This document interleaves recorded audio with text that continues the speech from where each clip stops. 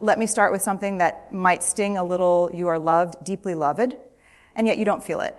You hear the words, I care about you, I'm here for you, I love you. But inside it's quiet, numb, suspicious, almost disconnected, and that gap, that painful, confusing gap, is not because you are unlovable. It's because somewhere along the way, you learned that love wasn't safe. You learned that love could disappear, that love could be withdrawn, that love could be earned or lost. So now, even when someone reaches for you with open hands, your nervous system flinches. Your mind questions, your heart hesitates, you smile, you nod, you say thank you. But you don't absorb it, and here's the truth that's hard to admit. Sometimes the greatest tragedy isn't being unloved. It's being loved and not being able to let it in. You might be surrounded by people who care, friends, partners, family, but there's an invisible wall between their affection and your heart. And that wall, it was built to protect you. But what once protected you is now isolating you. Today, we're going to talk about why that wall exists and how you can gently, bravely, and intentionally begin to take it down. Because you deserve not just to be loved, you deserve to feel it. Somewhere in your story, love came with fine print. Maybe it sounded like, I'm proud of you, but only when you achieved something. Maybe it looked like warmth until you made a mistake. Maybe it felt steady until you expressed a need. And slowly, quietly, your nervous system made a decision love must be earned. So you became good, helpful, high achieving, low maintenance, pleasant, strong. You learned how to read the room before you entered it. You learned how to shrink your needs so you wouldn't be too much. You learned how to perform worthiness instead of simply being worthy. And here's the heartbreaking part. You got really good at it. People admire you. They appreciate you. They rely on you. But they're loving the version of you that knows how to stay safe. When love has been conditional, your body doesn't trust unconditional love. It scans for the catch. It waits for the withdrawal. It braces for the shift. So when someone says, I love you just as you are, something inside you whispers, that can't be true because you were trained to believe that love is a reward, not a birthright. And until we confront that training, you will keep standing in rooms full of love, feeling strangely alone. The problem isn't that love isn't there. The problem is that you were taught to measure your worth before you're allowed to receive it. And that is a lesson we are going to unlearn. Let's talk about the armor. Because if you don't feel loved, chances are you're wearing it right now. It doesn't look dramatic. It's not obvious. It's subtle, polished, socially acceptable. It sounds like I'm fine. It looks like independence. It feels like self-sufficiency. But underneath its protection, when love hurt you, when it disappointed you, embarrassed you, abandoned you, your brain did exactly what it was designed to do. It adapted. It said, never again. So you stopped asking for reassurance. You stopped leaning too hard. You stopped showing the messy parts. You told yourself you didn't need that much. But here's the truth. The armor that protects you from rejection also blocks connection. You cannot selectively numb vulnerability.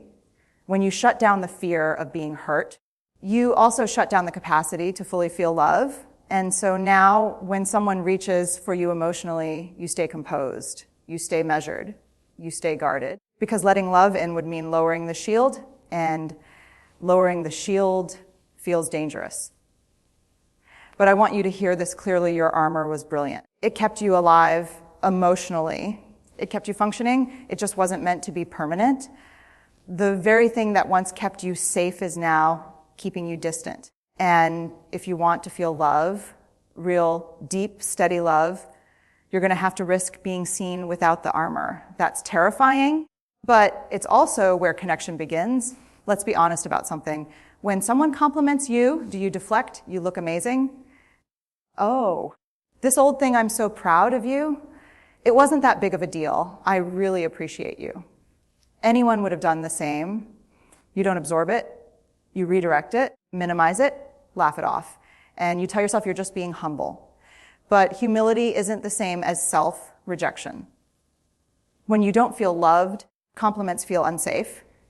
They feel like expectations, like pressure, like something you now have to live up to.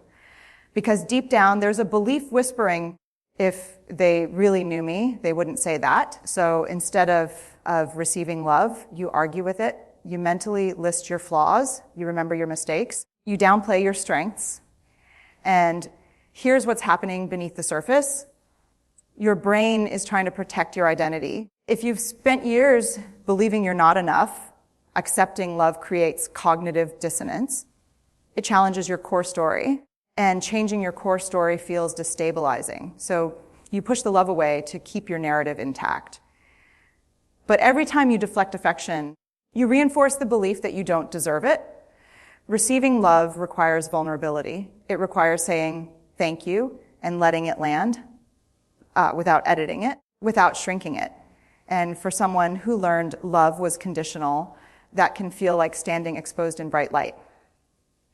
But here's the question I want you to sit with. What if the discomfort you feel when someone loves you isn't proof you're unworthy? What if it's proof you're healing?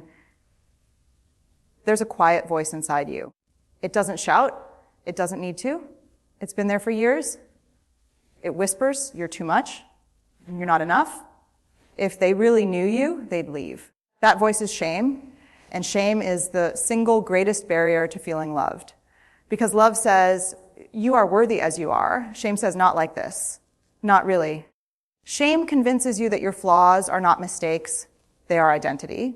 That your struggles are not human, they are proof of defectiveness. So when someone loves you, your shame flares up like an alarm system. It says, they don't see the whole picture. This won't last. Don't get comfortable. Shame thrives in secrecy. It feeds on silence. It grows in isolation. And if you've never had your pain met with empathy, you may not even realize how deeply shame has shaped your ability to receive love. Here's what I need you to understand: shame cannot survive being spoken. The moment you say, I'm afraid I'm not enough to someone safe, and they respond with compassion instead of rejection, something shifts. Not instantly, not magically, but gradually, because love doesn't erase shame overnight. It rewires it. You don't feel love because shame is filtering every interaction. It edits out warmth.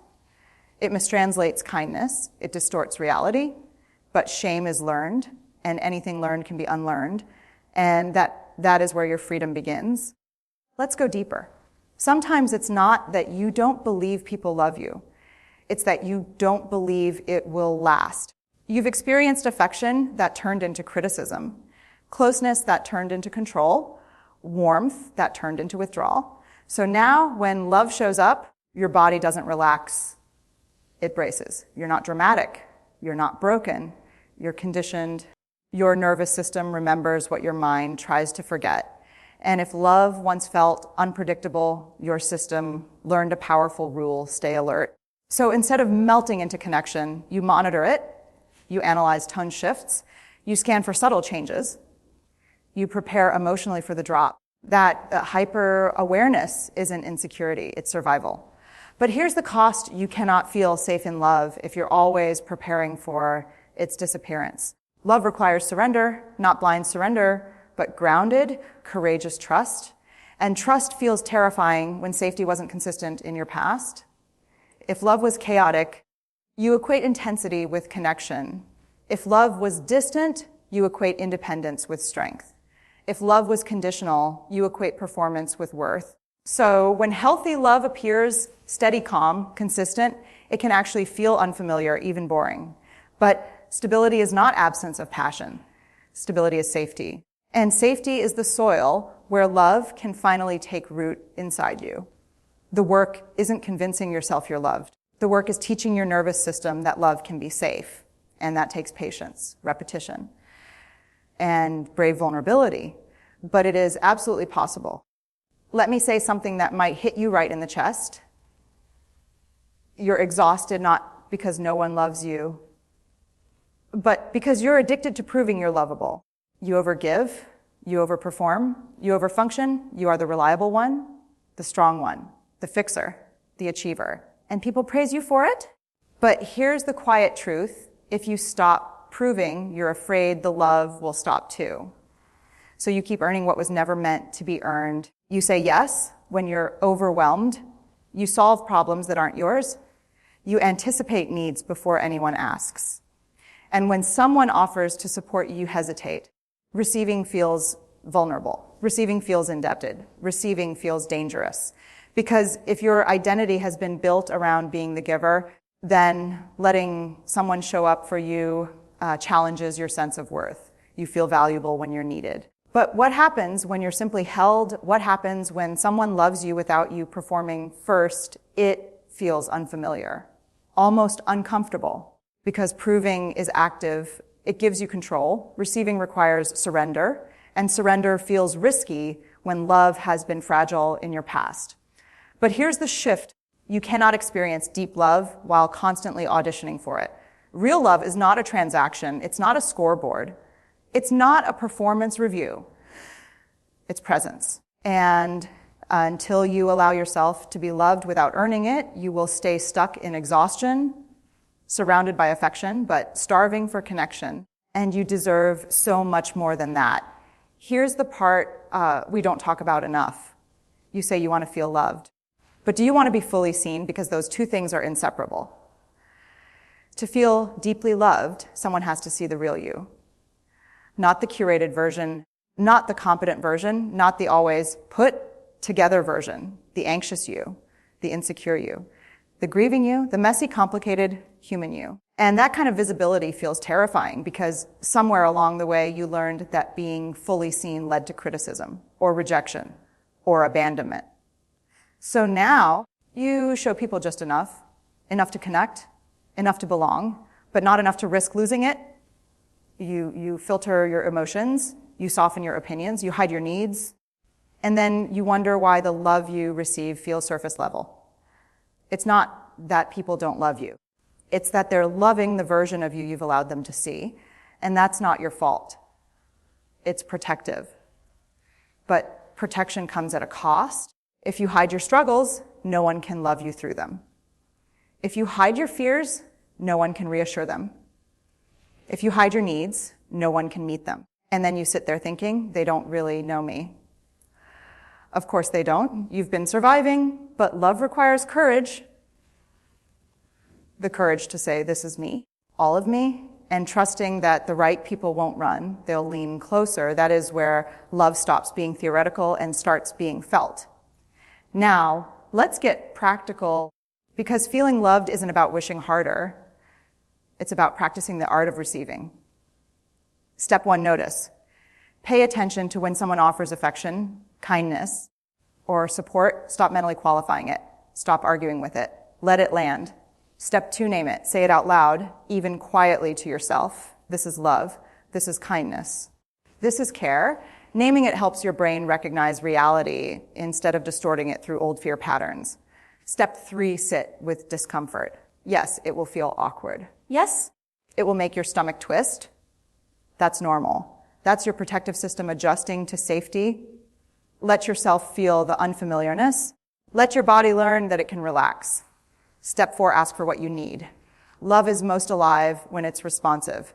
Don't assume others can read your mind. Speak your truth gently, bravely. I need a hug. I need help. I need reassurance. Vulnerability isn't weakness. It's the pathway to connection. Step 5, practice gratitude without deflection. When someone gives, say thank you and mean it. Absorb the warmth. Stop shrinking. Stop minimizing. You're worthy of it, all of it. Step 6, internalize it. Journal. Reflect. Remind yourself daily, I am loved. I am worthy of being loved. I am allowed to feel it. Over time, your mind and nervous system start to align with reality instead of old patterns. Here's the truth. You will stumble. You will second guess. You will doubt yourself. That's part of learning. But every time you pause, notice, and receive love instead of deflecting it, you are literally rewiring your brain to feel what has always been true. You are loved. And now you're starting to feel it. Tomorrow, you take one more step, and the next day, another, because feeling love is a practice, not a pass-fail test. Here's the final truth I want you to hold onto. You are not broken. You are not too much. You are not unworthy. The love that feels distant, fleeting, or unreal isn't absent. It's been waiting for you to make one simple, courageous choice to receive it. All the walls, the armor, the deflection, the shame, they were survival strategies. They protected you when you needed protection. But now they're optional. You can slowly, steadily start lowering them. It will take patience. It will take self-compassion. It will take bravery. And yes, it will feel uncomfortable at first. But discomfort is the signal that transformation is happening. The love you've been craving, the love that has always existed in the hearts of those who care for you, is ready. It's ready to be felt in your bones, in your mind, in your heart. And here's the most beautiful part: when you begin to receive love fully, something shifts inside you. Your nervous system relaxes. Your shame loses its grip. Your life becomes softer, richer, warmer. You start to see that love isn't a reward. It's your birthright. You were never meant to earn it. You were always meant to feel it. So today, take a small step. Let the words "I love you" land. Let the touch of care touch you. Let the kindness reach the corners of your heart that have been closed for too long. You are loved, deeply, fully, unconditionally. And now it's finally time for you to feel it.